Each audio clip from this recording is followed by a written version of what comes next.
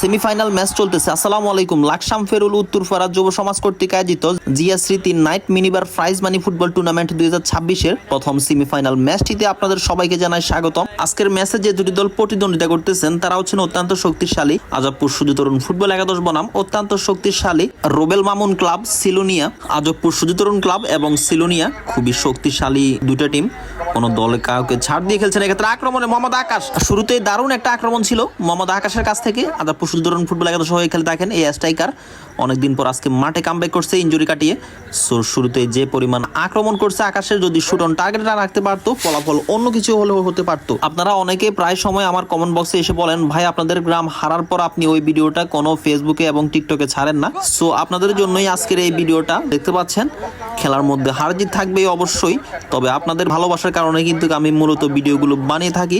সেজন্য অবশ্যই like, comment এবং একটা শেয়ার করতে ভুলবেন না। সো দারুণ একটা আক্রমণ ছিল আবার মোহাম্মদ আকাশের। সিলোনিয়ার হয়ে আজকে খেলতেছে সুভাশিস চাকমা।